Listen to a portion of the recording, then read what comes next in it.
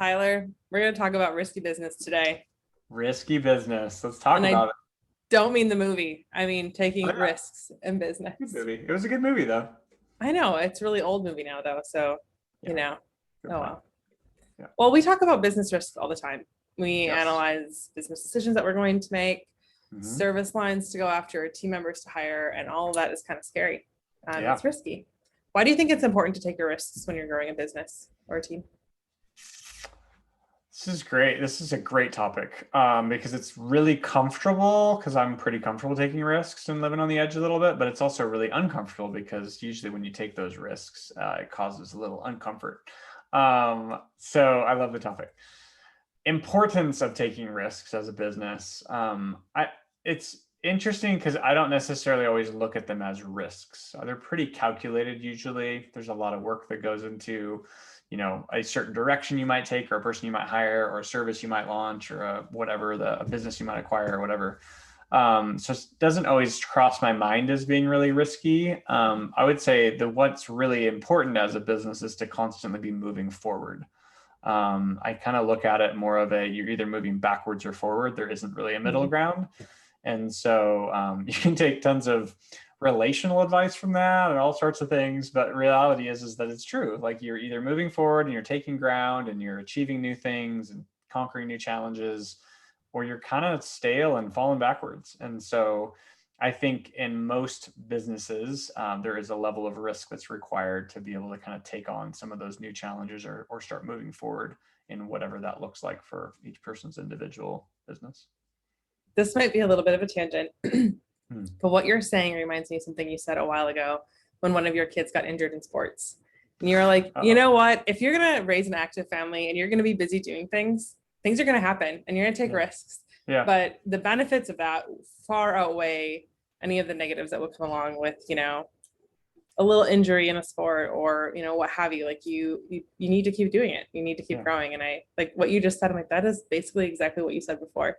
Is that like the benefits far outweigh any of the risks. Yeah. I'm So we just have on I'm just pretty much on repeat. I only know like four things and it's just as basically different stories. Yeah. basically. Well, today we're going to talk about three main areas and then like kind of how to analyze it. So number one, we're going to talk about staff, then we're going to talk about tools, then we're going to talk about marketing. Yeah. So when it Love it. comes to like taking risks with staff, why is it important to do that? Well, I mean, oftentimes, reality is it goes back to your goal. Like, what are you trying to make? Like, what are you trying to build? What are you trying to do? How are you trying to service clients? Like, what's your vision for your business? Because staffing is a big piece of that. If you really want to be ingrained in it, you don't want anybody else to touch the work, and you want to be a solopreneur, you don't have to worry about it. If you want to build a bigger team, build a brand, build a culture, and take on the world, then you're going to need a lot of help to be able to do that. And generally, the more complex your challenges are, the more people and brain power you need to kind of solve it. It's a generalization. Everybody can argue with that if they want, but and my experience has been mostly true. And so when you take risks on people, really everybody that you hire, unless you've known them for a really long time, you've worked with them in the past, you've got some sort of a track record, every single person you're going to take on is a risk. And Mm-hmm. some people go, oh, well, then you just shouldn't hire W-2 employees, hire contractors. Well, if you've been around the block at all, not every contractor is trustworthy either. Some of them will bail without doing the project. Some of them will do it kind of partially. Some of them won't show up for it. Others you'll rely on, and all of a sudden they'll get hired away and drop your business. I mean, there's a million ways in which a contractor might not necessarily be that as well. So reality is there's risk in any person that you would work with, whether it's full-time on your team or whatnot. But I also think that if you spend an effort on doing the best you can to help that person achieve success in the role that they're in, whether they're a contractor, whether they're a team member, whether they're a VP or a director, or someone that's doing production or managing client relationships or whatever, you got to remember, one, that it's going to take a little bit of time for them to like get up to speed with maybe where you are as an individual. But if you give them that time, it's totally worth it. It's 100% worth it. I would say that over the years that I've hired people and built teams. But you have to take a risk to be able to get there. And it's scary. It's scary financially. It's scary like control wise. Sorry, I said control, but reality is most of us want control of something. The minute you hire someone, you have to give away some of that control. And that's really challenging. So it's super important to take risks in hiring people. I would highly recommend it. Well, and I even think, and you've mentioned this before too, like part of the risk is like you will change your role as you hire more people. Yeah. And are you going to like that role, and are you going to be good at it? Yeah. Because as you know, maybe someone as a head of a department that's really small, you're still doing a lot of the work, or as a solopreneur, you're still doing a lot of the work. But as you hire more people, you hand off some of your job, and then your Yeah. job changes. And like, are you going to want to do that next thing? You're Yeah. going to want to do that. And like sometimes people realize that they don't. Like we actually have a couple of colleagues that have a really great business, but they don't necessarily, want certain parts of it anymore. So they realized they Totally. needed to like hire somebody to do that. But like they didn't realize that until they, shifted and grew and had a bigger team under them. So absolutely. Totally. Yeah. I mean, hiring people, working with people, having friendships, getting married, having, For sure. significant others, all of those are risky, right? Yep. And it's not any different, none of them are any different really. It's just, you're working with people and you're having to trust them. Mhm. And so sometimes that trust gets burned and it's frustrating and scary or whatever. But I would say that most of the time, high percentage, it doesn't, especially when you give it the time it needs to kind of build out that relationship. So. I love that. Absolutely. What about tools? It's hard to take on a new tool in your business, because it oftentimes shifts how work is done, or it's an expense, or you don't know if you can trust it or not yet, honestly. But why is it important to kind of adapt and adopt to new tools and ways of doing things? Give me some examples of tools so that I can make sure I'm answering that right. Like HubSpot, or even, we have some of our back end tools when it comes to, processing our paychecks, requesting time off, or even like, what kind of suite to use to process your emails and build out Word docs and things like that. Yeah. Okay. Got it. I would say this one's really easy, to be honest. It's not a ton of risk. I think you're not hiring tools or buying tools or subscribing or whatever to fix your problems. If you are, they probably are going to let you down 10 out of 10 times. So it's less risk because of the fact that if you've already got something you're figuring out how to do, and this is going to help you do it better, or it's going to, maybe add a slight efficiency or something like that, then great. But you've already figured out how to do it. So like we just changed payroll providers, and we've been with one for a couple of years, and we didn't outgrow them, but we outgrew they kind of were like the old school way, I suppose, of doing things. And so there's a lot of hoops you had to jump through, a lot of things that were non-negotiable from a pricing standpoint, all these things, even though we weren't using them. And so we're like, hey, we need to find somebody else, and here's the criteria. So then it made it really easy to go, oh, they meet all this criteria. Sure, there's some risk, I guess, and go, man, I hope they hold up their end of the deal. But for the most part, you can talk to different people and find out what their experience has been. And it usually works out. But so main thing there is don't hire the tool or buy the tool or whatever to like solve your problem, because you've got to figure out a way to solve it already. And then you're kind of bringing it alongside of you to make it better. And so, I don't know if that makes sense. I'm also trying to think through things that aren't software. I have more of a question for you. Yeah. Around that. So a lot of times we're driven by budget. We're driven by making sure that we can do things really effectively, but also like really efficiently, cost-wise, especially. But that doesn't always answer the question, or doesn't always improve the process or fit the need that the tool is supposed to have. So I think, for example, like HubSpot is kind of expensive. Yeah. But it answers a lot of questions and is a way better tool than some of the less expensive options out there. So actually it's more expensive, but it takes away some of the risk because you're using a tool that's dependable, that has all the functionalities that you're looking for. So tell me a little bit about like making decisions for tools, not just based on budget. What are some other things that people should keep in mind? Yeah, I would say most people look at it from a budget standpoint. I think honestly, probably people don't think through the whole, I would say like HubSpot's a great example, or I don't even know, whatever other tool, like project management system, whatever the thing is, and maybe it's really expensive and that's fine, but just make sure there's value with it. But then also evaluate like, oh, I'm not going to spend that. I'm going to spend this. I'm not going to spend $100 a month on something or $1,000 a month on something. I'm going to spend $10 on it. Great. But then most people make that decision not thinking through that, well, they're probably going to have to spend more time now doing whatever they're trying to do with that tool because they chose the cheaper option, or they're going to actually sacrifice, maybe their client results aren't as good, or their customer results might not be as good, or it's causing more time that's having to be put into that. And so look at money as a resource, the same way you look at time as a resource, the same way you look at people as a resource, all those types of things, because it can't just be one, you can't only look at it through one filter. It's got to be looked at through multiple filters. And sometimes, buying the more expensive tool set is going to allow you to do this, this, and this, and allows you to actually gain more business. And so now reality is you're way out front comparatively to where you would have been if you would have only spent, $10 a month on something. So it's really hard because you can't make it 100% based on cost. I think you can in some industries potentially. Maybe it's I'm just looking for a delivery van and I don't really care. I just need to drive for 200,000 miles. So great. You probably have 50 options or whatever, 15 options, of a delivery van you could buy. That probably doesn't really matter. You can probably paint all of them. You can probably wrap all of it. They're all going to be very similar. And so that's okay. They're all going to go from 0 to 60. It's like, that's going to solve your problem, But the minute I want to use that van on the weekends to go camping, as well as deliver during the week, it's now all of a sudden a small amount of things, so you're trying to get more value out of it, use it more every day of the week instead of only 5 days a week or whatever. Now, all of a sudden you've got to look at it through a different filter. So I don't know if that makes sense, but kind of looking at money as a resource, very similar to how you look at your time as a resource or people as a resource or, those types of tools and such as a resource. So. That is awesome. And it also reminds me, we probably should get a wrap made for your truck. Oh yeah, definitely. Probably as long as my face is like on the side of it and it just says everything about Tyler. No, that would be great. I'm just kidding. All right. Lastly, we want to talk a little bit about marketing. And the reason that I think it's important to talk about marketing is that marketing oftentimes is seen as an expense and not an investment.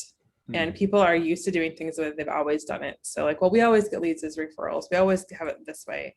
And it's hard to you can't prove the worth of marketing until you've done it. You can't say, I promise I'm going to get you 1 million leads. It is something that is a risk to take on. But why is it important to take that risk? Why is it important to actually have some effort behind your marketing and make an investment in it? Yeah, good question. I mean, for us as an agency that helps people with branding, marketing, growing their businesses and growing their divisions and sales channels and whatnot, it might be a little bit different than a response for somebody else. But I would say from an importance standpoint,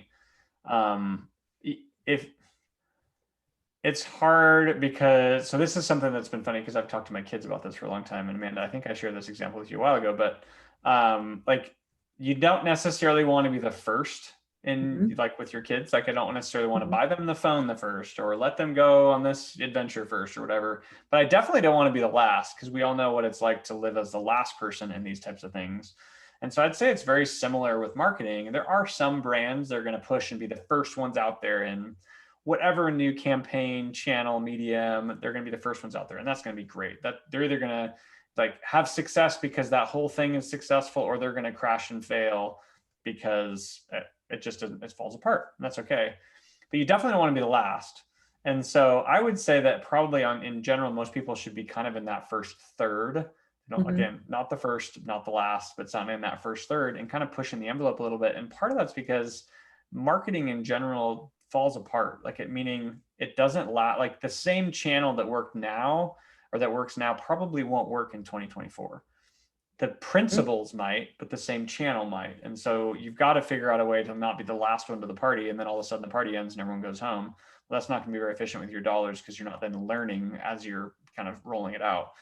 And so I would say the risk aspects are there's always benefits when you're the first to the party, if the party works. In this case, I'm using party as marketing campaigns.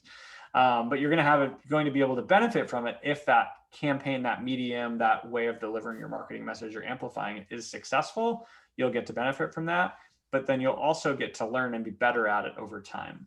And so I would say kind of from a risk standpoint, as a brand, it's really important to get yourself out there, right? Because people want to hear about it. Well, then that means you need to get yourself out there. So that means you're going to probably take a couple of risky things from an uncomfort standpoint and maybe put out different types of content or try different things or attract different audiences or whatnot. And you're going to have to experiment a little bit to do that, which is going to be a little bit risky.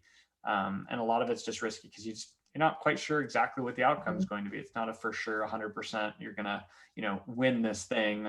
You don't know yet. And so I don't know if that really answers your question. I feel like I'm rambling on the marketing one a little bit because a lot of it, if you're going to market, it's risky. Like just in general, it's risky. It's not a guarantee that you're going to have success with whatever campaign. Obviously, you want a person, a department, an individual, an agency, whatever, to try their best and constantly be reiterating and changing and keeping up with things, but it's not 100% guarantee that things are going to succeed. So it's a risk. Yeah. And I think it's twofold. It's an investment, but also like you have to kind of be vulnerable with your business. Yeah. You have to put yourself out there, and people can be really afraid of that. But even like going back to that example, like of not wanting to be the last to do something and not wanting to be the first, like that first third of people, they're going to be the cool ones and the ones that everybody wants to be like. Yep. And if you can establish your brand in that way as kind of a trendsetter, as somebody that, you know, is looked to as a thought leader in your space, Yeah. that is perfect. That's exactly what a company wants and needs. Yep. 100%. So I have some questions about risks, and you know, people sometimes take a risk and doesn't work out for them. What are some of the ways that, number one, you can notice early on if a risk isn't worth it, and number two, that you can rebound from it? Just in general, wow. That's a good question. If a risk isn't worth it, I think, you know, like obviously it depends on the risk, but I'm just thinking like it's really important to say, for instance, let's go back through some of the topics we've discussed at this point and look at like hiring people and building a team and hiring staff. Well, making sure that you've set some very clear kind of guidelines or boundaries or guardrails for that new person or new staff member to stay in, and then evaluating them out on it. So don't just say, hey, great, I hired you. Here's a list of 100 things. I'll check in back with you in 2 years or 2 months or, you know, whatever. Like that's not going to work probably, because you're going to get let down on it because that person's not going to quite know what needs to be done, you know, so all those types of things. And so make sure you've got like regular checkpoints to know if things are working both directions. When you're hiring a staff member, it's a two-way street for sure. Like it has to be are they fitting, and are you as a supervisor or a company owner or whatnot, business owner, are you seeing benefit and is it working? And then vice versa, is the employee liking working there and enjoying it and feeling like it's something that they get excited about? But having regular checkpoints and regular ways to understand if that's the case is super important. You can't just wait forever. Same thing with tools. I would say, you know, making sure you go, hey, what are we hiring this to do? And what are some of the red flags or things that are going to be like those you know, hatch doors that we jump out of kind of thing if it's not going well, and trying to establish early on, well, what's well and not well, you know, so that we know kind of some of those things to dodge or whatnot. From a marketing standpoint, same thing. I think it's setting whether it's a budget for paid campaigns, whether it's and just going, hey, if we haven't got anything by this, we'll pull the plug, or we'll reevaluate, or we'll kind of tool things or re-strategize. Or it's a time point, maybe it's 3 months or 3 weeks or whatever it is. So making sure you're setting like those established, kind of sunrise and sunset, if you will. So sunrise meaning projects getting started, kicked off. Well, what's the sunset on it? Make sure it's not going to run forever. So figure out what are you looking for from it, and then being able to measure that regularly, because it's going to ebb and flow. It's going to change a little bit. So I don't know if that answers the question. But no, it did. Trying to figure out. And I like that last point. Like eventually it's going to sunset. I think sometimes people look at taking risks like this is going to be the answer to everything forever. Yeah, totally. And it's not going to be. At some point, like everything changes. And so what does that look like? And what are those kind of tripwires? Yeah. Well, this has been super fun to chat about. I love for sure your excitement around, like you said, all the risks that you take are really calculated, but they're still risks, and so far so good. But I have enjoyed listening to you kind of chat a little bit more about it. Absolutely. So far so good, meaning all the ones that I've tried that people know about are the ones that people seen. There's a lot. I would say it's 3 to 1. I might succeed in one, but I'm going to fail at least 3. So, well, that's okay. All right. I'll see you next week. All right. See ya. Bye.